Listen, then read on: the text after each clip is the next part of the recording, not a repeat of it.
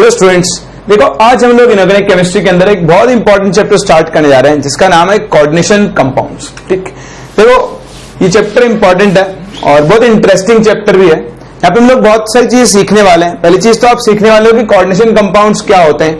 आज तक कई बार आपने कॉम्प्लेक्स कंपाउंड्स या कोऑर्डिनेशन कंपाउंड्स का नाम सुना होगा, बट आप हमेशा सोचते होंगे यार ये कंपाउंड्स एक्चुअली होते क्या है। तो आज हम स्टार्ट करते हैं विद कोऑर्डिनेशन कंपाउंड्स और डिस्कस करते हैं कि क्या होता है कोऑर्डिनेशन कंपाउंड्स, या फिर आप इन्हें कॉम्प्लेक्स कंपाउंड्स के नाम से भी जानते हो, कॉम्प्लेक्स कंपाउंड्स। तो देखो इस चैप्टर को स्टार्ट करने से पहले आपको कुछ बेसिक टर्म्स से मिलना होगा। कुछ बेसिक टर्म्स आपको पता होने चाहिए जो हम यहां पे यूज किया करेंगे। इसमें सबसे पहला टर्म है दैट इज डबल सॉल्ट्स, या आप सिंपल बोलो एडिशन कंपाउंड्स। एडिशन कंपाउंड्स, देखो क्या होते हैं एडिशन, या फिर आप इनको मॉलिक्यूलर कंपाउंड्स भी बोलते हो। एडिशन और मॉलिक्यूलर कंपाउंड्स क्या होते हैं? These are basically the compounds which are formed by combination of salts. For example मैं KCl लूं, KCl के साथ MgCl2 लूं और इनको वाटर के साथ ऐड कर दूं, तो इन तीनों सॉल्ट्स के कॉम्बिनेशन से जो कंपाउंड बनेगा उस कंपाउंड को आप क्या लिखते हो? KCl.MgCl2.6H2। ठीक, तो KCl.MgCl2.6H2 इस तरह का कंपाउंड। देखो ये कंपाउंड दो या दो से ज्यादा सॉल्ट के कॉम्बिनेशन से बन रहा है। ये बेसिकली कंपाउंड है कार्नालाइट, ये एक और होता है। तो ये कंपाउंड सिंस दो या दो से ज्यादा कंपाउंड्स, दो से ज्यादा मॉलिक्यूल्स के कॉम्बिनेशन से बन रहा है, तो इस तरह के कंपाउंड को हम क्या बोलते हैं? Addition compound. ऐसा कोई भी कंपाउंड, द कंपाउंड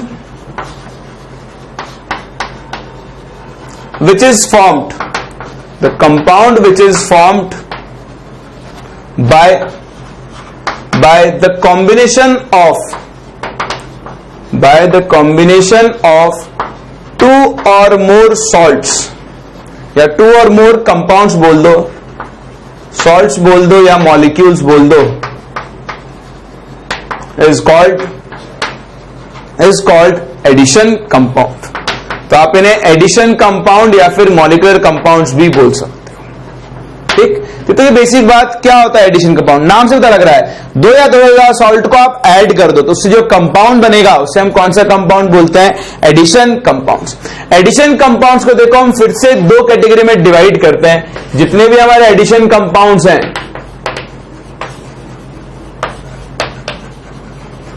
उनको हम दो कैटेगरी में डिवाइड करते हैं। जो आपकी पहली कैटेगरी है दैट इज डबल सॉल्ट्स, और जो दूसरी कैटेगरी है दैट इज आर कोऑर्डिनेशन या फिर complex compounds. So coordination compounds या फिर कॉम्प्लेक्स कंपाउंड्स। देखो क्या डिफरेंस है डबल सॉल्ट्स में और कोऑर्डिनेशन कंपाउंड्स में। डबल सॉल्ट्स क्या होते हैं? कंपाउंड है KCl.MgCl2.6H2, अभी ये सॉलिड है। ठीक, जैसे आप इसको पानी में डिसॉल्व करोगे, आप वाटर में डिसॉल्व करोगे तो इसका एक्वस सॉल्यूशन बनेगा। एक्वस सॉल्यूशन में कभी भी ये कंपाउंड इस फॉर्म में प्रेजेंट नहीं रहेगा। ये क्या होगा? ये अपने करेस्पॉन्डिंग आयंस के अंदर ब्रेक हो जाएगा। यानी जैसे आप इसको पानी में डिसॉल्व कर दोगे ये क्या बना लेगा? K plus aqueous plus Cl minus aqueous plus Mg2 plus aqueous. तो होगा क्या? पानी में डिसॉल्व करते इसमें जितने भी आयंस हैं ये अपने रिस्पेक्टिव आयंस के अंदर ब्रेक हो जाएगा। K प्लस बनाएगा, Cl माइनस बनाएगा और साथ में क्या बनाएगा? Mg2 प्लस आयंस बनाएगा। तो इन सॉल्ट्स को हम क्या बोलते हैं? डबल सॉल्ट्स, क्योंकि पानी में डिसॉल्व करते ही ये अपनी आइडेंटिटी को लूज कर देते हैं। जो ये पहले था अब ये वो नहीं रहेगा, ये अपने रिस्पेक्टिव आयंस के अंदर ब्रेक हो जाएगा। पहली चीज। दूसरा, सिंस ये अपने आयंस के अंदर ब्रेक हो गया है, सॉल्यूशन में सारे आयंस प्रेजेंट है, तो इनकी प्रॉपर्टी होती है कि ये अपने अंदर प्रेजेंट सारे आयंस का क्या देते हैं? पॉजिटिव टेस्ट देते हैं। तो इसमें जितने भी आयंस प्रेजेंट होंगे ये उन सारे आयंस का आपको पॉजिटिव टेस्ट देगा। क्लियर? तो देखो डबल सॉल्ट तो ये। इधर आए हम कोऑर्डिनेशन कंपाउंड। कोऑर्डिनेशन कंपाउंड क्या होता है? कोऑर्डिनेशन कंपाउंड भी दो या दो सॉल्ट के कॉम्बिनेशन से ही बनता है।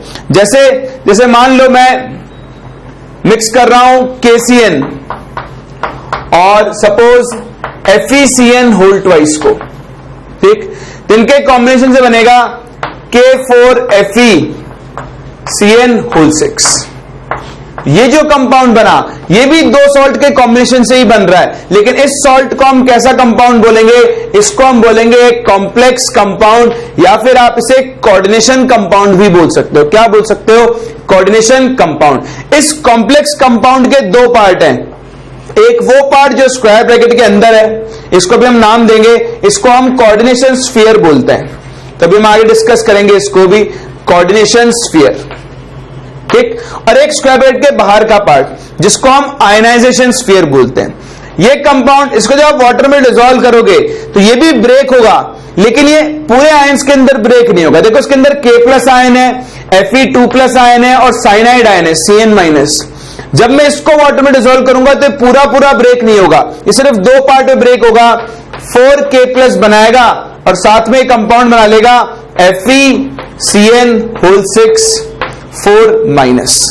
ठीक, तो देखो ये तो अपने आयंस में पूरा पूरा ब्रेक हो रहा था, लेकिन ये अपने आयंस में पूरा पूरा ब्रेक नहीं होगा, यानी ये अपनी आइडेंटिटी को लूज नहीं करता है। डबल सॉल्ट्स एक्वस सॉल्यूशन में अपनी आइडेंटिटी को लूज कर देते हैं, जबकि कोऑर्डिनेशन कंपाउंड्स एक्वस सॉल्यूशन में अपनी आइडेंटिटी को लूज नहीं करते हैं।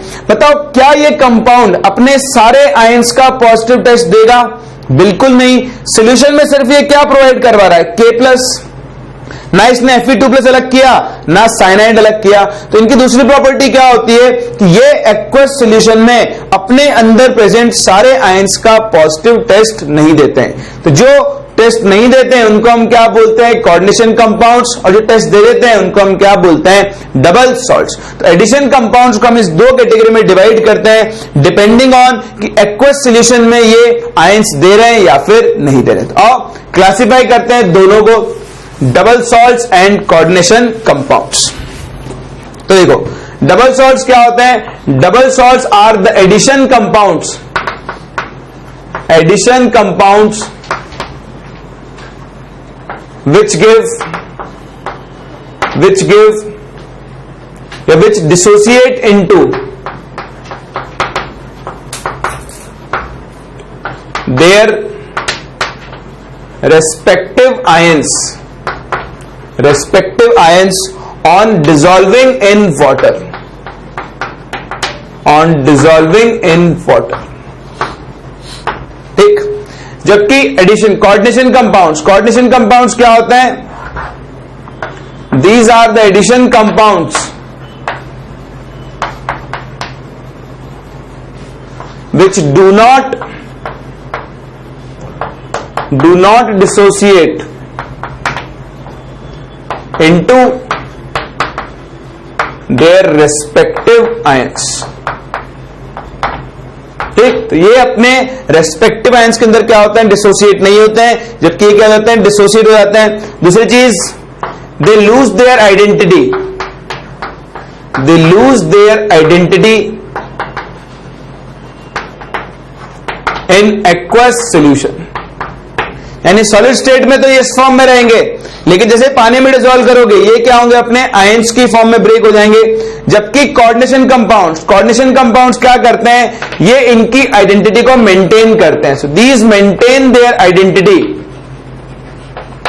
आइडेंटिटी इन एक्वस सॉल्यूशंस, ठीक।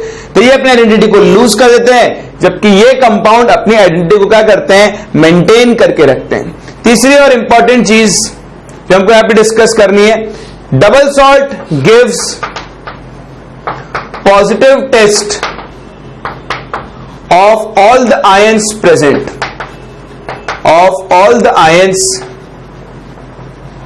Present, in them. एक डबल सॉल्ट में जितने भी आयंस होंगे ये उन सारे आयंस का पॉजिटिव टेस्ट देगा। जैसे कार्नालाइट, ये K+, Cl-, Mg2+, तीनों तरह के आयन का एक्वस सॉल्यूशन में पॉजिटिव टेस्ट देगा। जबकि coordination compounds do not give the positive test of all the ions, ठीक। तो सारे आयंस का एक पॉजिटिव टेस्ट नहीं देते हैं, कुछ आयंस का ये पॉजिटिव टेस्ट दे सकते हैं। कैसे देंगे वो हम लोग यहां पर आगे डिस्कस करेंगे। हाल फिलहाल हमने डिस्कस कर लिया है कि एडिशन कंपाउंड्स क्या होते हैं और इनकी दो कैटेगरी, जिनमें पहला है आपका डबल सॉल्ट और दूसरा है कोऑर्डिनेशन कंपाउंड्स। डबल सॉल्ट के बहुत सारे एग्जांपल्स, एक तो ये है, एक आपने मोर्स सॉल्ट सुना होगा FeSO4.NH4 होल ट्वाइस SO4.6H2, इसको हम बोलते हैं मोर्स सॉल्ट। क्या बोलते हैं? Mohr's salt. इसका नाम होता है फेरस अमोनियम सल्फेट, ठीक। और एक पोटाश एलम जो आपने देखा होगा K2SO4.Al2SO4 होल थ्राइस .24H2, ये होता है पोटाश एलम, जिसको आप प्यार से फिटकरी भी बोलते हो, फिटकरी। ये फिटकरी का फॉर्मूला है और फिटकरी भी एक डबल सॉल्ट है। Potash alum is a double salt, जो इसको अगर आप पानी में डिसॉल्व करो तो ये K+SO4 और Al3+ आयंस के अंदर ब्रेक हो जाएगा, ठीक। तो ये वो अपना बेसिक क्लासिफिकेशन, आप इसे कॉपी करो। फिर हम लोग स्टार्ट करते हैं विद अपना important part, that is coordination compounds.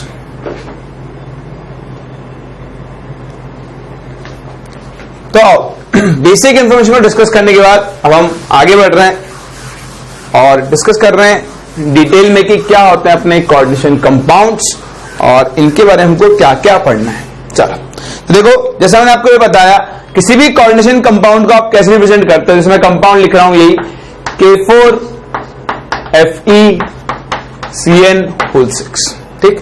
जरूरी नहीं है एक ही तरह का सॉल्ट होगा, बहुत तरह के सॉल्ट हो सकते हैं, मतलब कोऑर्डिनेशन कंपाउंड हो सकते हैं। जैसे दूसरा कंपाउंड आपके सामने लिखूं CuNH3 होल 4 से कुछ Cl2, ठीक। या फिर कंपाउंड को जगह भी हो सकता है FeCO होल 4, ठीक, या FeCO5 भी लिख सकते हो आप इसको। तो अलग अलग टाइप ऑफ कंपाउंड्स हैं। देखो, किसी भी कोऑर्डिनेशन कंपाउंड के बेसिकली दो पार्ट होते हैं, ठीक। जैसे मैं कोऑर्डिनेशन कंपाउंड को अगर आप रिप्रेजेंट करूं, जिसके दो पार्ट होते हैं, एक स्क्वायर ब्रैकेट के अंदर वाला पार्ट, इस पार्ट को मैं बोलता हूं कोऑर्डिनेशन स्फीयर। क्या बोलता हूं मैं इसको? Coordination sphere. और दूसरा पार्ट स्क्वायर ब्रैकेट के बाहर वाला, जिसको मैं बोलता हूं आयनाइजेशन स्फीयर, या फिर आप इसको एंटिटी भी बोल सकते हो। कुछ लोग इसको कोऑर्डिनेशन एंटिटी बोलते हैं और इसको आयनाइजेशन एंटिटी बोलते हैं। मैं इनको कोऑर्डिनेशन स्फीयर और आयनाइजेशन स्फीयर बोलता हूं। जैसे मान लो आपका ये कंपाउंड है K4FeCN6, तो इसके स्क्वायर ब्रैकेट के अंदर का पार्ट कैसा है? FeCN6। बताओ ये कौन सा स्फीयर बना रहा है? यहां पे FeCN6 बना रहा है कोऑर्डिनेशन स्फीयर, कोऑर्डिनेशन स्फीयर। तो कोऑर्डिनेशन स्फीयर की इंपॉर्टेंट प्रॉपर्टी क्या होती है कि कोऑर्डिनेशन स्फीयर के अंदर जो आपका मेटल एटम है Fe, ये 6 साइनाइड एटम के साथ बॉन्डेड होता है। कैसे बॉन्डेड होता है? बॉन्डेड होता है थ्रू कोऑर्डिनेट बॉन्ड। तो एक CN, ये दूसरा CN, ये तीसरा CN, यहां से आएगा 4th, ये आएगा 5th CN और ये आएगा आपका 6th साइनाइड आयन। तो इस तरह से क्या होता है, कोऑर्डिनेशन स्फीयर के अंदर एक मेटल एटम बहुत सारे मॉलिक्यूल्स के साथ किसके थ्रू बॉन्डेड होता है? कोऑर्डिनेट बॉन्ड के थ्रू बॉन्डेड होता है, ठीक। तो इसको हम बोलते हैं कोऑर्डिनेशन स्फीयर। कोऑर्डिनेशन स्फीयर की एक प्रॉपर्टी होती है कि नॉन आयनाइजेबल होता है, नॉन आयनाइजेबल। आप इसको एक्वस सॉल्यूशन में डालोगे तो सिंस यहां पे कोवलेंट कोऑर्डिनेट बॉन्ड बन रहे हैं, तो ये कंपाउंड, ये वाला पार्ट आयनाइज नहीं होगा, ये कंपाउंड में भी इसी फॉर्म में रहेगा और सॉल्यूशन में भी ये इसी फॉर्म में रहेगा, ठीक। दूसरा हुआ आयनाइजेशन स्फीयर। आयनाइजेशन स्फीयर क्या होता है? इसके ऊपर चार्ज को बैलेंस करता है। मान लो इस पर जैसे चार्ज आएगा 4-, ठीक। तो 4- चार्ज को बैलेंस करने के लिए आपके यहां पर पास यहां पर 4 K+ आयन इससे एसोसिएटेड होंगे। तो जो K+ आयंस हैं, ये K+ आयंस कौन सा स्फीयर बनाएंगे? ये आपके पास आयनाइजेशन स्फीयर बनाएंगे। यानी नाम से पता लग रहा है आयनाइजेशन स्फीयर, यानी आयनाइज होगा। तो जैसे आप इस कंपाउंड को पानी में डिसॉल्व करोगे, ये दो पार्ट्स में ब्रेक होगा, एक 4K+ और दूसरा FeCN6 4-। लिख सकता हूं। तो देखो, इस तरह से आपके कोऑर्डिनेशन कंपाउंड के दो पार्ट होते हैं, एक कोऑर्डिनेशन स्फीयर, दूसरा आयनाइजेशन स्फीयर। एक और चीज अगर आप ध्यान से देखो, इस पे कैटायन है K+, इसको हम बोलते हैं सिंपल कैटायन। क्या बोलते हैं? Simple cation. ठीक, यहां पे एनायन देखो, एनायन कैसा बन रहा है, FeCN होल 6 4 माइनस। तो इस तरह का जो एनायन बनता है, इस एनायन को हम बोलेंगे कॉम्प्लेक्स एनायन। क्या बोलेंगे, कॉम्प्लेक्स एनायन। तो अगर इस सॉल्ट को मैं देखूं, इस कंपाउंड को मैं देखूं, तो इस कंपाउंड में दो तरह के आयन है, एक सिंपल कैटायन और दूसरा कॉम्प्लेक्स एनायन। बोलो बात समझ में आ रही है। चलो इस तरह देखो, इस कंपाउंड पे आते हैं CuNH3 होल 4 Cl2। इसके भी दो पार्ट है। ये कौन सा स्फीयर हुआ बताओ, कोऑर्डिनेशन स्फीयर। ये Cl2 क्या बना रहा होगा, ये बनाएगा आयनाइजेशन स्फीयर। तो अगर आप इस कंपाउंड को ब्रेक करो वाटर में डिसॉल्व करने पर, बताओ ये कैसे ब्रेक होगा, ये ब्रेक होगा फॉर्मिंग CuNH3 होल 4। बताओ, एक क्लोरीन पे -2 चार्ज, तो दो क्लोरीन पे -2, सॉरी एक क्लोरीन पे -1, तो दो क्लोरीन पे कितना होगा, -2। -2 को बैलेंस करने के लिए यहां पे चार्ज कितना आएगा, +2। तो इस कंपाउंड पे चार्ज हुआ +2, साथ में क्या बना देगा, 2Cl-, बनाएगा।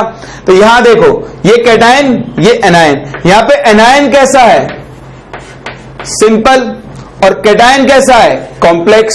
तो आपके पास ऐसा भी हो सकता है कि एनायन सिंपल हो और कैटायन कैसा हो, कॉम्प्लेक्स। जो हमने ये वाला केस देखा, यहां पर ये कैसे ब्रेक होगा, 4K plus FeCN whole 6 4 minus. यहां पे एनायन कैसा था, कॉम्प्लेक्स, और कैटायन कैसा था, सिंपल। यहां पे कैटायन कैसा है, कॉम्प्लेक्स, और एनायन कैसा है, सिंपल। तीसरा केस ये देखो, यहां पर सिर्फ और सिर्फ कोऑर्डिनेशन स्फीयर है, आयनाइजेशन स्फीयर नहीं है, तो ये कंपाउंड आयनाइज नहीं होगा, दिस इज नॉन आयनाइजेबल। दूसरा, इस पे कोई चार्ज भी नहीं है, तो ये कंपाउंड कैसा है, this is a neutral complex compound, और लिख सकते हैं। तो ये कुछ type, simple cation, complex anion, complex cation, simple anion, ये न्यूट्रल कॉम्प्लेक्स कंपाउंड। एक और तरीके का कंपाउंड हो सकता है जिसमें कैटायन भी कॉम्प्लेक्स हो और एनायन भी कॉम्प्लेक्स हो। फॉर एग्जांपल देखो, जैसे आपके पास है CuNH3 होल 4, ठीक, और है PtCl6, ठीक। ये आपके पास एक कंपाउंड है, इस कंपाउंड में कैटायन पे चार्ज है 2+ और एनायन पे चार्ज है 2-। तो देखो, ये कैटायन भी कैसा है, complex, this is complex cation, और ये एनायन भी कैसा है, complex. This is our complex anion, ठीक। तो एक कोऑर्डिनेशन कंपाउंड इन सब कॉम्बिनेशन से बन सकता है। किसी भी कोऑर्डिनेशन कंपाउंड के दो इंपॉर्टेंट पार्ट होते हैं, एक उसका कोऑर्डिनेशन स्फीयर, दूसरा उसका आयनाइजेशन स्फीयर। ये कोऑर्डिनेशन स्फीयर को आप कॉम्प्लेक्स पार्ट भी बोलते हो, यानी जो भी स्क्वायर ब्रैकेट के अंदर होगा वो उस कंपाउंड का कॉम्प्लेक्स पार्ट फॉर्म कर रहा होगा। कोऑर्डिनेशन स्फीयर ब्रेक नहीं होता है। कोऑर्डिनेशन स्फीयर में एक एटम बाकी मॉलिक्यूल्स के साथ किससे जुड़ा हुआ होता है, कोऑर्डिनेट बॉन्ड्स के थ्रू बॉन्डेड होता है। इन मॉलिक्यूल्स का भी कुछ नाम होता है जिसको हम अभी आगे चलकर डिस्कस करेंगे। हाल फिलहाल हम बेसिक स्ट्रक्चर की बात कर रहे हैं, तो ध्यान रखना अलग अलग कॉम्बिनेशन है, complex anion, simple cation, complex cation, simple anion, complex cation, complex anion, या फिर आपका कोऑर्डिनेशन कंपाउंड कैसा हो सकता है, न्यूट्रल। क्लियर? चलो तो कॉपी करो, फिर और आगे बढ़ते हैं और देखते हैं क्या बेसिक टर्म्स हम यहां पर यूज करेंगे।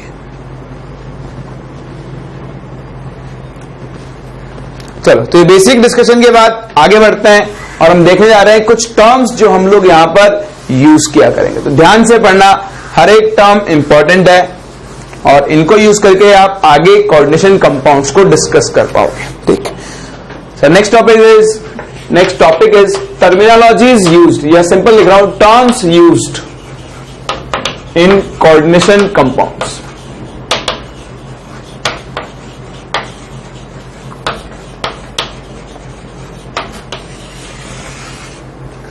देखो, जो अपना सबसे पहला टर्म है that is central metal atom या आयन, कुछ भी बोल दो।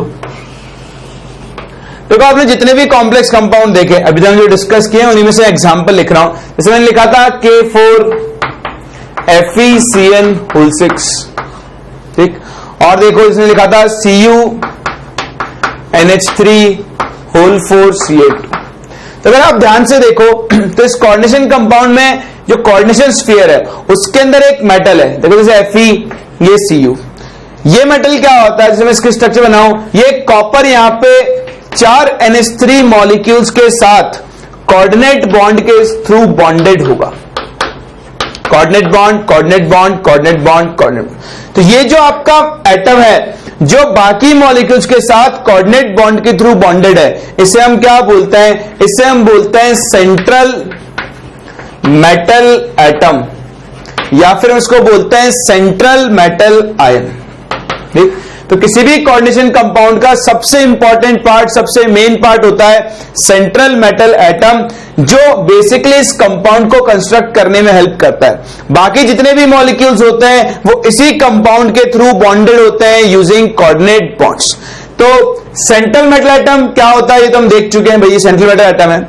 इंपॉर्टेंट चीज है कौन से एलिमेंट, कौन से मेटल्स सेंट्रल मेटल एटम की तरह एक्ट कर सकते हैं। तो उसकी एक कंडीशन है, कंडीशन या पहला ऑप्शन में लिख दो कि it is the atom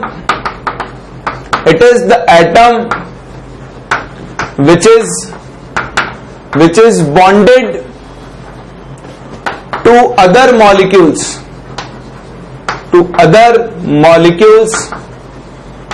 through coordinate bond। ठीक, ये अदर मॉलिक्यूल के साथ क्या होता है, कोऑर्डिनेट बॉन्ड के थ्रू बॉन्डेड होता है। फर्दर किस कंडीशन में एक metal atom central metal atom की तरह काम कर सकता है, तो वो हम देखने जा रहे हैं कि for a metal to act as central metal atom, देखो इसकी कुछ इंपॉर्टेंट प्रॉपर्टीज होनी चाहिए। सबसे पहली प्रॉपर्टी तो है it should be small in size. ठीक, इसका साइज बहुत ज्यादा बड़ा नहीं होना चाहिए। And second, should have high nuclear charge या हाई इफेक्टिव न्यूक्लियर चार्ज। ठीक, एक इसका साइज क्या होना चाहिए, स्मॉल। दूसरा इसका इफेक्टिव न्यूक्लियर चार्ज क्या होना चाहिए, हाई। और तीसरा कि इसकी ionisation energy should be high. तो ये 3 कंडीशन है आपके पास। स्मॉल साइज में क्या होना चाहिए, छोटा होना चाहिए। दूसरा हाई इफेक्टिव न्यूक्लियर चार्ज, चलिए तो इसी में आ गया थर्ड पॉइंट, इसको छोड़ो। स्मॉल इन साइज होना चाहिए, हाई इफेक्टिव न्यूक्लियर चार्ज होना चाहिए, और सबसे important must have vacant orbitals to accommodate incoming electrons. ये इनकमिंग इलेक्ट्रॉन्स क्या है और कहां से आएंगे आप अभी थोड़ी देर बाद देखोगे। लेकिन किसी भी मेटल एटम के सेंट्रल मेटल एटम की तरह एक्ट करने के लिए 3 प्रॉपर्टीज होनी चाहिए। एक, उसका साइज स्मॉल होना चाहिए। दूसरा, उसका इफेक्टिव न्यूक्लियर चार्ज क्या होना चाहिए, high.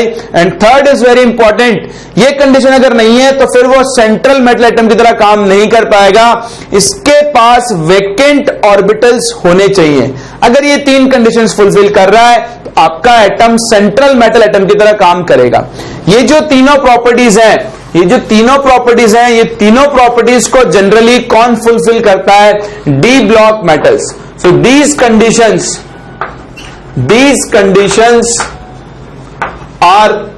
are fulfilled, these conditions are fulfilled by D block, और रादर आप बोलो transition metals.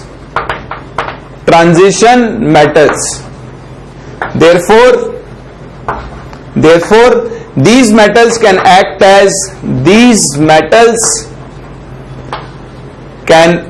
as central metal atom. ठीक, तो ये कंडीशन जनरली डी ब्लॉक और एफ ब्लॉक मेटल्स भी इस कंडीशन को फुलफिल करते हैं, but more generally transition metals, जो डी ब्लॉक मेटल्स होती हैं, उनका साइज स्मॉल होता है, उन पे न्यूक्लियर चार्ज भी ज्यादा होता है। अगर आप ध्यान दो, इनके अंदर वैकेंट डी ऑर्बिटल्स होते हैं। जैसे बात करूं आयरन का कॉन्फ़िगरेशन होता है 3d6 4s2। जैसे आप कॉन्फ़िगरेशन बनाओ 3d, ये हो गया आपका 3d ऑर्बिटल, 4s ये हो गया 4s। तो देखो 3d6 1 2 3 4 5 6 4s 1 2। आप बोलोगे यार कहां पर है vacant D orbital? Vacant D orbital यहां नहीं है, आगे है। देखो आप फोर्थ शेल में एंटर कर चुके हो। कौन से शेल में? Fourth shell. तो फोर्थ शेल में 4s के बाद कौन होता है? और 4p। देखो पूरा 4p खाली पड़ा है। उसके बाद कौन होता है? 4d। देखो पूरा 4d खाली पड़ा है। तो सिंस इस आयरन के पास इतने सारे वैकेंट डी ऑर्बिटल्स हैं, तो ये एक सेंट्रल मेटल एटम की तरह काम कर सकता है। तो ये वो अपना पहला term. What is central metal atom? Central metal atom वो होता है जो कोऑर्डिनेशन कंपाउंड के अंदर दूसरे मॉलिक्यूल्स के साथ कोऑर्डिनेट बॉन्ड्स बनाता है, लाइक दिस। ठीक। दूसरा, किसी भी एटम के सेंट्रल मेटल एटम होने के लिए ये 3 कंडीशन है, और ये तीनों कंडीशंस को जनरली कौन फुलफिल करता है? D block metals. इसीलिए मोस्ट ऑफ द टाइम्स आप जितने भी कॉम्प्लेक्स देखोगे उनके अंदर सेंट्रल मेटल एटम की तरह कौन काम कर रहा होगा? ट्रांजिशन मेटल्स या फिर आपकी डी ब्लॉक मेटल्स। क्लियर? चलो, तो ये अपना पहला टर्म सेंट्रल मेटल एटम, आप कॉपी करो। फिर हम आगे बढ़ते हैं और अपने सेकेंड टर्म को डिस्कस करते हैं।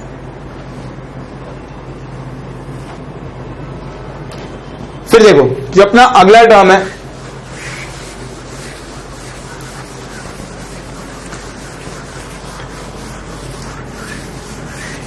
देखो जैसा मैंने आपको बताया, हमने एग्जांपल देखा था कॉपर वाला, कि सेंट्रल मेटल एटम से मॉलिक्यूल्स कोऑर्डिनेट बॉन्ड के थ्रू बॉन्डेड होते हैं।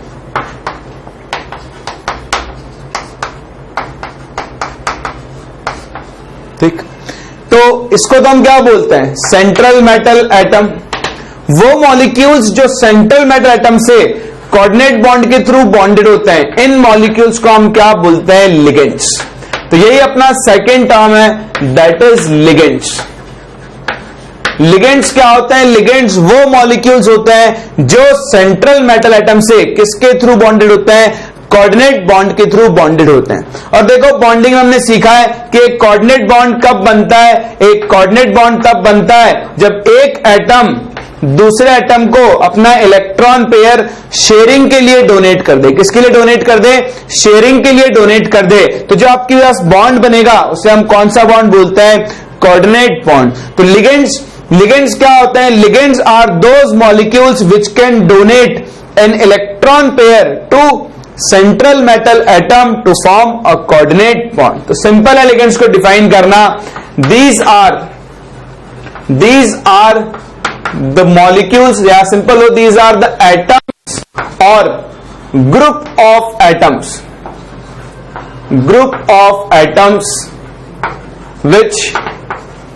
which can donate electron pairs to central metal atom. मैं इसको सीए में लिखा करूंगा अब, central metal atom to form coordinate bonds. ठीक। तो ऐसे एटम्स या फिर ग्रुप ऑफ एटम्स, ये एटम्स भी हो सकते हैं या मॉलिक्यूल्स भी हो सकते हैं। जैसे एक कंपाउंड का मैं एग्जांपल दूं, FeCl6 2- या 4- ले लो। तो यहां पर क्या होगा?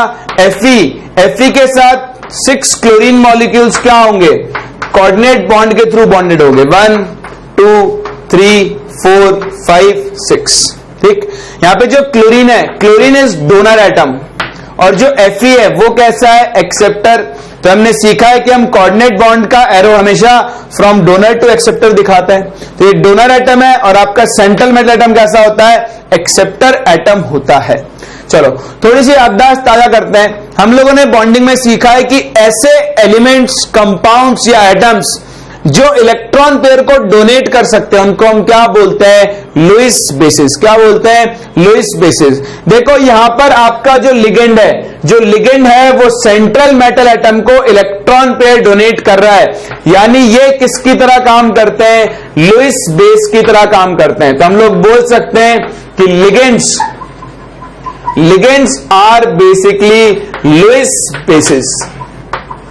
क्योंकि ये क्या डोनेट करते हैं, बिकॉज ये डोनेट करते हैं electron pair, they have a tendency to donate electron pairs, इसलिए आपके लिगेंड्स किसकी तरह काम करते हैं, लुईस बेसिस। बताओ ये मेटल, ये सेंट्रल मेटल एटम इस इलेक्ट्रॉन पेयर को एक्सेप्ट कर रहा है, इसलिए ये किसकी तरह काम करेगा, ये काम करेगा एज लुईस एसिड। तो ध्यान रखना लिगेंड्स लुईस बेसिस होते हैं क्योंकि इनके पास एक्स्ट्रा इलेक्ट्रॉन पेयर होते हैं डोनेट करने के लिए।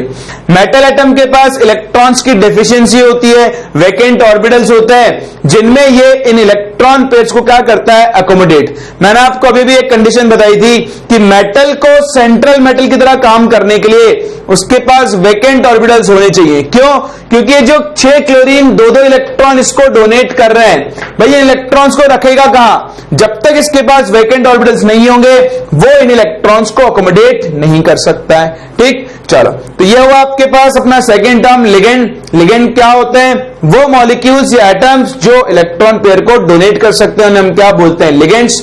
सिंस ये इलेक्ट्रॉन पेयर डोनेट करते हैं तो ये किसकी तरह काम करते हैं, ये लुईस बेसिस की तरह काम कर सकते हैं। ठीक, फर्दर हम लिगेंड्स को आगे क्लासिफाई करने चल रहे हैं कि लिगेंड्स क्या है, ये तो पता लग गया। नेक्स्ट हम लोग डिस्कस करने जा रहे हैं क्लासिफिकेशन ऑफ लिगेंड्स, कि हम लिगेंड्स को कैसे क्लासिफाई करते हैं।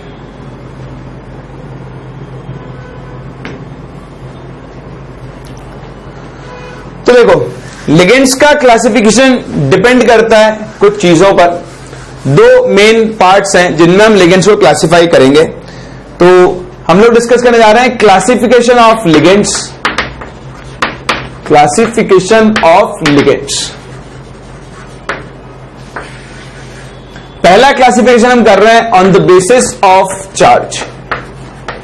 On the basis of charge, तो देखो चार्ज के बेसिस पर आपके पास 3 तरह के लिगेंड्स हो सकते हैं। इसमें पहला है नेगेटिवली चार्ज लिगेंड्स।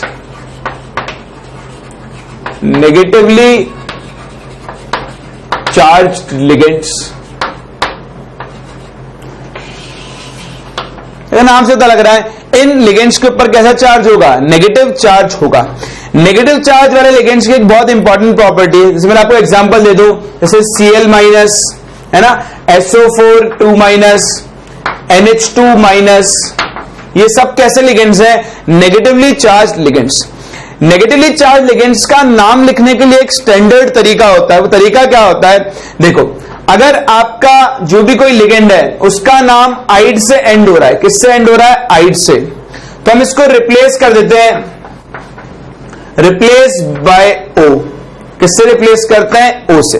ठीक, अगर आपके लिगेंड का नाम, अगर लिगेंड का नाम आइड से रिप्लेस हो रहा है, सॉरी आइड से एंड हो रहा है, तो हम इस E को फिर से रिप्लेस कर देते हैं बाय O। ठीक, अगर इसका नाम 8 से एंड हो रहा है, एंड 8 से, तो हम इसको रिप्लेस कर देते हैं बाय O। तो ये क्या बनेगा, आइडो, ये क्या बनेगा, आइटो, और ये बनेगा एटो। ठीक, तो ये ध्यान रखना जो लास्ट वाला ई होता है इसको हम ओ से रिप्लेस करते जाते हैं। सिंपल है, किसी का नाम आइड है तो आप उसे बोलोगे आइडो, या फिर आजकल हम सिर्फ इसको ओ भी बोलते हैं, अभी बताऊंगा समझ जाओगे सब। आइट है, आइट की जगह हम क्या बोलते हैं उसको, आइटो, आइटो। अगर 8 है तो उसको हम क्या बोलते हैं, एटो। तो देखो कैसे, जैसे क्लोरीन Cl-, Cl- का नॉर्मल नाम क्या होता है, ये होता है क्लोराइड।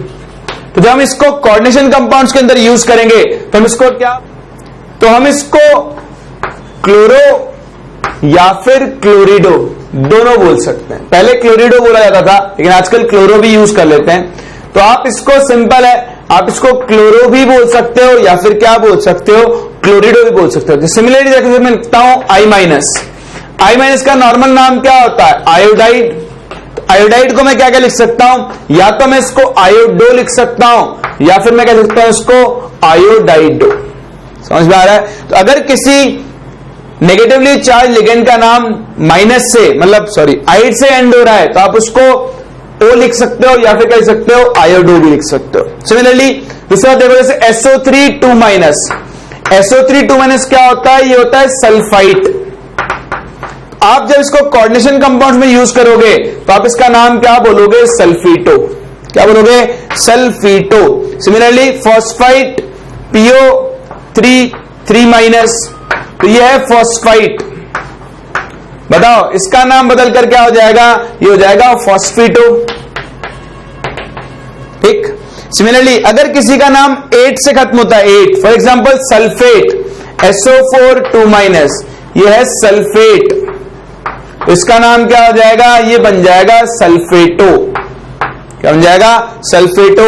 जैसे एसीटेट CH3COO ये होता है एसीटेट, बताओ इसका नाम क्या बन जाएगा? एसीटेटो। ठीक। तो ये आपके नेगेटिवली चार्ज लिगेंड्स हुए।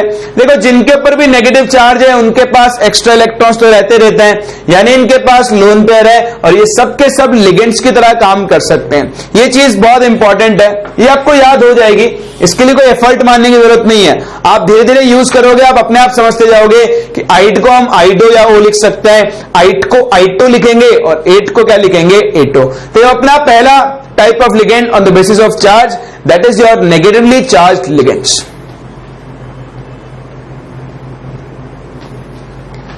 Next हम मूव कर रहे हैं अपने सेकेंड टाइप के ऊपर, that is your positively charged ligands. बस सिंपल सी बात है, जिनके ऊपर नेगेटिव चार्ज वो नेगेटिवली चार्ज लिगेंड्स और जिनके ऊपर पॉजिटिव चार्ज उन्हें हम क्या बोलेंगे? Positively charge ligands. तो सेकेंड है अपने पॉजिटिवली चार्ज्ड लिगेंड्स। देखो इनका एग्जाम्पल, इनका पहला एग्जाम्पल है, जैसे आप बात करें कंपाउंड होता है NH2NH2, ये था हाइड्रोजीन, इसके एक नाइट्रोजन पे आप प्लस चार्ज लगा दो। ठीक। तो अब क्या होगा? देखो ये नाइट्रोजन के पास अब भी लोन पेयर है, ये अपने लोन पेयर डोनेट कर सकता है सेंट्रल मेटल एटम को, तो ये आपका कैसा लिगेंड हो गया? ये हो गया पॉजिटिवली चार्ज लिगेंड। और एग्जांपल देखो जैसे NO2+, NO+, इन सबके पर पॉजिटिव चार्ज है और ये अपना इलेक्ट्रॉन पेयर डोनेट कर सकते हैं सेंट्रल मेटल एटम को, इसलिए हम इनको क्या बोलते हैं? पॉजिटिवली चार्ज लिगेंड्स बोलते हैं। एक इंपॉर्टेंट चीज ध्यान देना, पॉजिटिवली चार्ज लिगेंड्स के लिए हम लोग एक सफिक्स यूज करते हैं, that suffix is IUM, IUM, ये सफिक्स है। यानी कोई भी अगर आपके पास लिगेंड है और वो पॉजिटिव चार्ज है तो उसका नाम EM में एंड होगा। जैसे ये कंपाउंड होता है हाइड्रोजीन। क्या होता है? ये होता है हाइड्रोजीन। तो इसका E हटा के आप इसका नाम क्या लिख दोगे? इसका नाम बन जाएगा हाइड्राजीनियम। क्या बनेगा ये? This is हाइड्राजीनियम। सिमिलरली ये आपका होता है नाइट्रो, NO2 आप क्या बोलते हो? नाइट्रो। तो इसका नाम क्या बन जाएगा? इसका नाम बन जाएगा नाइट्रियम। क्या बन जाएगा? नाइट्रियम। सिमिलरली NO+, ये होता है नाइट्रोसिल। क्या होता है? नाइट्रोसिल। इसका नाम क्या बनता है आपके पास? इसको हम बोलते हैं नाइट्रोसीलियम आयन। क्या बोलेंगे हम इसको? नाइट्रोसीलियम आयन। ये नाइट्रो को आप नाइट्रोनियम भी बोलते हो, इसको आप नाइट्रोनियम आयन भी बोल सकते हो। ठीक। तो नाइट्रोनियम या NO+ है तो इसका नाम ध्यान रखना, इसको हम क्या बोलते हैं? नाइट्रोसीलियम आयन। तो जब भी कभी NO लिखा हुआ है तो उसके ऊपर चार्ज हम क्या लेकर चलेंगे? प्लस। अलग अलग कंडीशन में होता है वो देखेंगे, बट हाल फिलहाल अगर किसी लिगेंड के ऊपर पॉजिटिव चार्ज है तो उसको हम क्या बोलते हैं? उसके आगे हम एक सफिक्स लगाते हैं, सफिक्स क्या होगा? EM। जैसे यहां पे ये हाइड्रोजीनियम, ये आपका नाइट्रोनियम और ये आपका क्या होगा? नाइट्रोसीलियम आयन। बोलो कर सकते हैं। तो ये वो अपना second type of ligands, that is your positively charged ligands. ठीक। नेक्स्ट नेगेटिव हो गया, पॉजिटिव हो गया, थर्ड कौन सा बचा आपके पास? थर्ड बचा न्यूट्रल लिगेंड्स। Neutral ligands. देखो न्यूट्रल लिगेंड्स क्या होते हैं? न्यूट्रल लिगेंड्स नाम से पता लग रहा है इनके ऊपर कोई चार्ज नहीं होगा, जैसे वाटर H2O, जैसे NH3, जैसे CO, ठीक, कार्बन मोनोऑक्साइड, ये सब न्यूट्रल कंपाउंड्स हैं और सबके पास लोन पेयर्स हैं, तो ये सबके सब किसकी तरह काम कर सकते हैं? एज लिगेंड्स एक्ट कर सकते हैं। जनरली न्यूट्रल लिगेंड का हम नॉर्मल वही नाम लिखते हैं जो उसका नाम होता है, बट यहां पर इनके कुछ स्पेशल नाम होते हैं, H2O। H2O को हम वाटर लिखकर यहां पर लिखते हैं एक्वा। क्या लिखते हैं? एक्वा। NH3 को हम लिखते हैं अमाइन। और CO को हम कार्बन मोनोऑक्साइड नहीं लिखकर हम इसको क्या लिखते हैं? कार्बोनिल। तो ये तीन इंपॉर्टेंट है जो आपको ध्यान रखना है। हम H2O को यहां वाटर नहीं बोलेंगे, क्या बोलेंगे? एक्वा। हम NH3 को यहां एमोनिया नहीं बोलेंगे, क्या बोलेंगे? अमाइन। और यहां पर हम इसको CO को कार्बन मोनोऑक्साइड नहीं बोलेंगे, हम क्या बोलेंगे? इसको कार्बोनिल। तो ये आपके न्यूट्रल लिगेंड्स और उनके स्पेशल नेम्स जो आपको यहां पर ध्यान रखने होंगे। तो ये वह बेसिक क्लासिफिकेशन लिगेंड्स का। लिगेंड्स तीन टाइप के होते हैं, एक on the basis of charge, जिसमें हमने देखा negative ligand, positive ligand and neutral ligand. Negative ligand में आपको ई को रिप्लेस करना है ओ से, आइड, आइडो, एटो, आइटो। पॉजिटिव लिगेंड में सफिक्स क्या यूज करोगे? ईएम। तो ये आपका हाइड्रोजीनियम, ये आपका नाइट्रोनियम, और ये क्या बन गया? आपका नाइट्रोसीलियम आयन। थर्ड, न्यूट्रल लिगेंड्स, जिनमें आपको ये तीन स्पेशल नाम याद रखने हैं। वाटर को आप बोलोगे एक्वा, NH3 को आप बोलोगे अमाइन, और CO को आप क्या बोलोगे? कार्बन। कॉपी करो। फिर बढ़ते हैं सेकेंड टाइप ऑफ क्लासिफिकेशन पे, देखते हैं और किस तरह से हम लिगेंड्स को क्लासिफाई कर सकते हैं।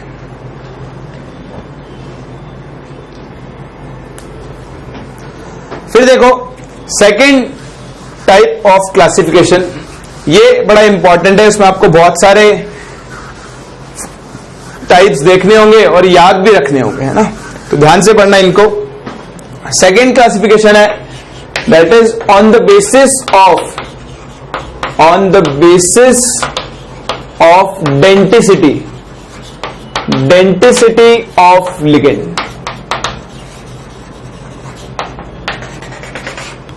ठीक, देखो क्या होता है डेंटिसिटी। डेंटिसिटी का मतलब सिंपल वर्ड्स में अगर मैं बोलूं, ठीक है, टेक्निकल डेफिनेशन की बात में करेंगे। इसमें मैंने आपको एक कंपाउंड का एग्जांपल दिया था, CuNH3 4। ठीक, तो यहां पे हर NH3 इसको एक इलेक्ट्रॉन पे डोनेट करके क्या बना रहा था? एक कोऑर्डिनेट बॉन्ड। तो एक लिगेंड एक मेटल एटम से मैक्सिमम कितने कोऑर्डिनेट बॉन्ड बना सकता है? एक लिगेंड एक मेटल से कितने कोऑर्डिनेट बॉन्ड बना सकता है, उसी चीज को हम क्या बोलते हैं? उसकी डेंटिसिटी। मान लो कोई लिगेंड है X, ये इससे 3 कोऑर्डिनेट बॉन्ड एक साथ बना सकता है, तो बताओ इस लिगेंड की डेंसिटी कितनी हो जाएगी? 3। अगर कोई 4 कोऑर्डिनेट बॉन्ड बना सकता है तो उसकी डेंसिटी कितनी हो जाएगी? 4। तो एक लिगेंड मॉलिक्यूल एक मेटल एटम से कितने बॉन्ड बना सकता है, वही क्या होती है? कितने कोऑर्डिनेट बॉन्ड बना सकता है, वही क्या हो सकती है? उसकी डेंसिटी। तो डेंसिटी बड़ी सिंपल सी चीज होती है, the number of electron pairs a ligand can donate, या rather बोलो can share with central metal atom with same central atom, है ना? central atom भी सेम होना चाहिए, तो वो चीज भी आप यहां ऐड कर दो, with same central metal atom through coordinate bonds is called denticity of the ligand. This will be called the denticity of the ligand। ठीक, तो सिंपल सी चीज है, एक लिगेंड मॉलिक्यूल जितने इलेक्ट्रॉन पेयर डोनेट करके जितने कोऑर्डिनेट बॉन्ड बना सकता है, वही क्या होती है? उस लिगेंड की डेंटिसिटी। डिपेंडिंग ऑन डेंटिसिटी, अगर डेंटिसिटी 1 है तो हम लिगेंड को बोलते हैं मोनोडेंटेट। क्या बोलते हैं? मोनोडेंटेट। अगर डेंटिसिटी 2 है तो हम लिगेंड को क्या बोलते हैं? हम इसको बोलते हैं बाइडेंटेट। सिमिलरली अगर डेंटिसिटी 3 है तो हम इसको क्या बोलते हैं? Tridentate ligand, and so on. इसी तरह से हमारा लिगेंड का हम क्लासिफिकेशन करते रहते हैं। तो डिपेंडिंग ऑन डेंटिसिटी हम लिगेंड्स को मोनोडेंटेट, बाइडेंटेट, ट्राइडेंटेट, टेट्राडेंटेट या फिर पॉलीडेंटेट के अंदर क्लासिफाई कर सकते हैं। तो आओ डिस्कस करते हैं the classification of ligands on the basis of denticity. इसमें जो अपने पास सबसे पहला टाइप आ रहा है, दैट इज मोनोडेंटेट लिगेंड्स। क्या होते हैं मोनोडेंटेड लिगेंड्स? जो एक मेटल से सिर्फ एक कोऑर्डिनेट बॉन्ड बना पाए उसको हम कौन सा लिगेंड बोलेंगे? Monodentate ligand. और इनकी डेंसिटी कितनी हो जाएगी? इनकी डेंसिटी हो जाएगी 1। ऐसे लिगेंड्स जो एक सेंट्रल मेटल एटम से सिर्फ एक कोऑर्डिनेट बॉन्ड बना सकते हैं उनको हम क्या बोलते हैं? उनको हम मोनोडेंटेड लिगेंड्स बोलते हैं। क्लियर? इनके बहुत सारे एग्जांपल है, अथाह एग्जांपल है, तो हम एग्जांपल्स लिखते हैं लिगेंड्स के, साथ साथ में उनके नाम भी डिस्कस करते हैं। ठीक, तो छोटा टेबल टाइप बना रहे हैं, इधर हम लिख रहे हैं लिगेंड और इधर हम लिखेंगे उसका नाम जिसको हम यूज करेंगे। जैसे मैंने बताया पहला F माइनस सिर्फ एक ही कोऑर्डिनेट बॉन्ड बना सकता है, एक लोन पेयर देगा और एक कोऑर्डिनेट बॉन्ड बनाएगा, तो ये एक मोनोडेंटेड लिगेंड है। इसका नॉर्मल नाम होता है फ्लोराइड। बताओ इसका यहां पर नाम क्या हो जाएगा? इसको आप फ्लोरो भी बोल सकते हो या फिर क्या बोल सकते हो?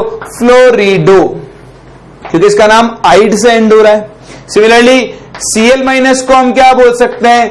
क्लोरो या फिर क्लोरिडो। ये ना ईडो ये फ्लोरिडो क्लोरिडो पहले यूज किया करते थे, अब तो हम फ्लोरो क्लोरो यूज करते हैं इन जनरल। आगे बढ़ो। सिमिलरली I माइनस को आप क्या लिख दोगे? आयोडो या फिर आयोडीडो। Br माइनस को आप क्या लिख दोगे? ब्रोमो या फिर ब्रोमीडो। ठीक, इस तरह आगे चलो। H2 माइनस सल्फाइड, इसको हम क्या बोला करेंगे? सल्फीडो। ठीक, और आगे चलो नाइट्राइड N3 माइनस, इसको हम क्या बोलेंगे? नाइट्राइडो। ठीक, फॉस्फाइड को आप क्या बोलोगे? फॉस्फीडो। तो आपका फॉस्फाइड हो गया P4 माइनस, इसको आप P4 माइनस P3 माइनस, इसको आप क्या बोलोगे? फॉस्फीडो। ठीक, तो ऐसे लिगेंड जिनका नाम आइड से एंड हो रहा है उसको आप क्या बोला करोगे? आइडो। देखो ये सब एक एक इलेक्ट्रॉन पेयर डोनेट करके एक मेटल एटम से एक सिंगल बॉन्ड बना सकते हैं, तो इनको हम क्या बोलते हैं? Monodentate ligands. और बढ़ो आगे। SO3 2 माइनस, ये होता है सल्फाइड, इसको मैं क्या बोलूंगा बताओ? सल्फीटो।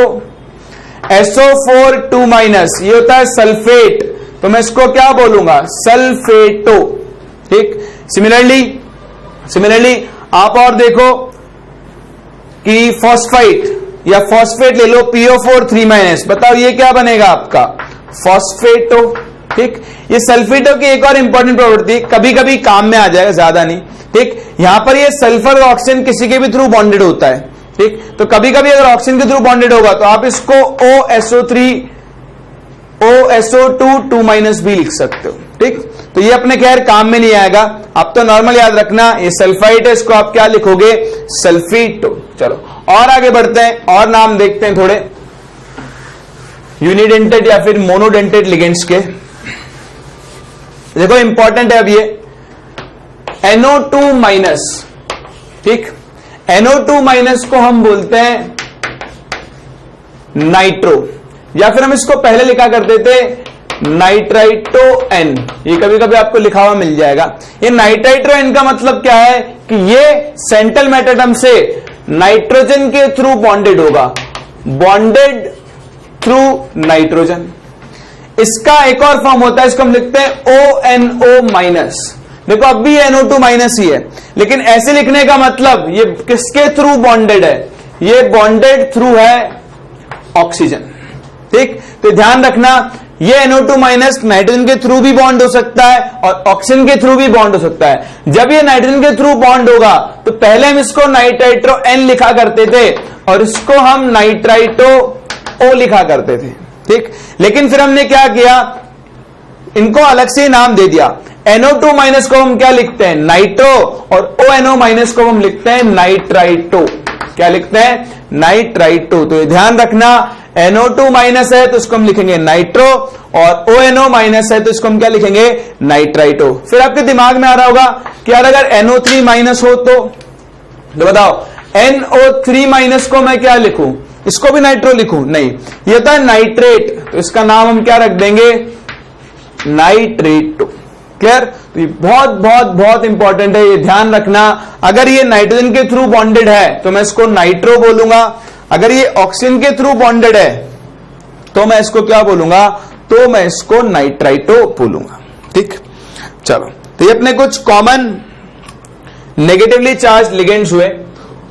जिनकी सबकी आइडेंटिसिटी कितनी है 1, इसलिए इनको किसके अंदर काउंट करते हैं, मोनोडेंटेड लिगेंड्स के अंदर काउंट करते हैं। इसमें और आ सकते हैं जैसे साइनाइड CN-, इसको हम क्या बोलते हैं, साइनाइडो।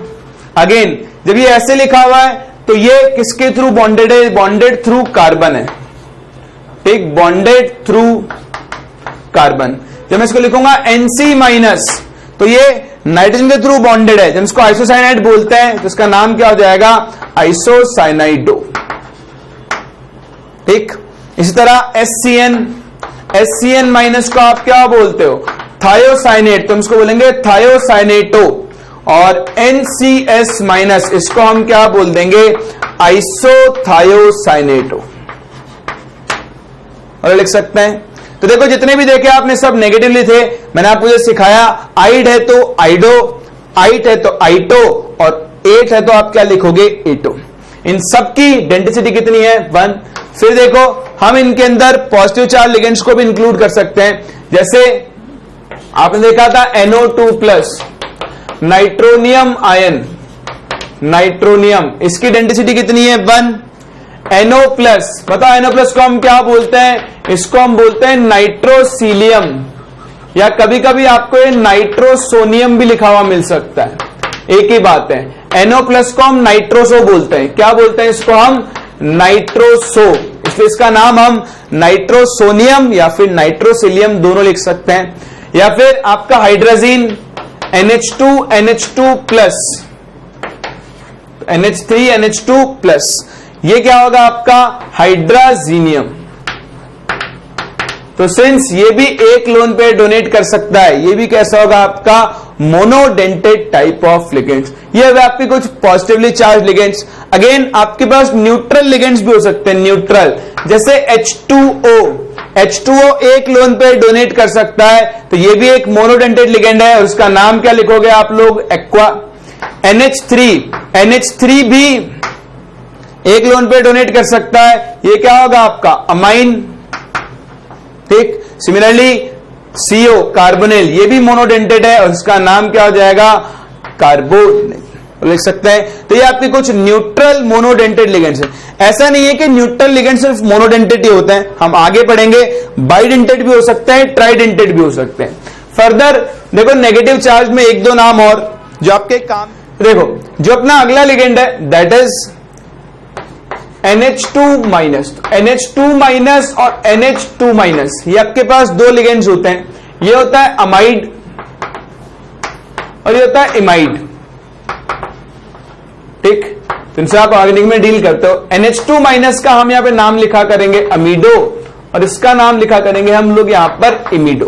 क्या लिखेंगे, ये अमाइड और ये इमाइड, ये अमीडो और ये इमिडो। सिमिलरली एक और होता है N3-, ध्यान रखना N3- नहीं है, N3-, इसको आप बोलते हो अजाइड आयन। क्या बोलते हो, अजाइड, तो यहां पे इसका नाम क्या हो जाएगा, अजाइडो, ठीक। सिमिलरली और तो आप जानते हो एसिटेट CH3COO-, इसको हम क्या बोला करेंगे, एसीटेटो, ठीक। तो ये कुछ और आपके monodentate negatively charge ligands.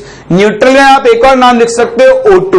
O2 को हम ऑक्सीजन नहीं बोलकर इसको क्या बोलते हैं हम लोग, डाई ऑक्सीजन। क्या बोलते हैं, डाई ऑक्सीजन। तो ये आपके पास कुछ मोनोडेंटेड लिगेंड्स और उनके नाम लिखने के तरीके हैं जिनको हम लोगों ने डिस्कस किया। चलो आज हम यहीं तक कंप्लीट कर रहे हैं। हम लोगों ने सिर्फ मोनोडेंटेड लिगेंड्स और उनके बारे में बात की। नेक्स्ट क्लास से हम लोग आगे बढ़ेंगे और डाइडेंटेड, बाइडेंटेड, ट्राइडेंटेड या फिर पॉलीडेंटेड लिगेंड्स के बारे में डिस्कस करेंगे। इन नामों की आप चिंता मत करो, आप इनको देख के डर गए होंगे कि यार इतने सारे नाम मुझे याद कैसे होंगे। तो हम 2 लेक्चर में आपको ये सारे नाम अपने आप याद हो जाएंगे। आप जैसे जैसे इनको यूज करोगे वैसे से आपको अपने आप याद होते जाएंगे। आपको सिर्फ ट्रिक देखनी है कि अगर नेगेटिव है तो आपको O सफिक्स लगाना है, पॉजिटिव है तो आपको उसको EM बोलना है, और न्यूट्रल है तो कुछ कॉमन नेम्स हैं जो आपको याद रखने होंगे। चलो तो मिलते हैं नेक्स्ट क्लास और कंटिन्यू करते हैं लिगेंड्स को।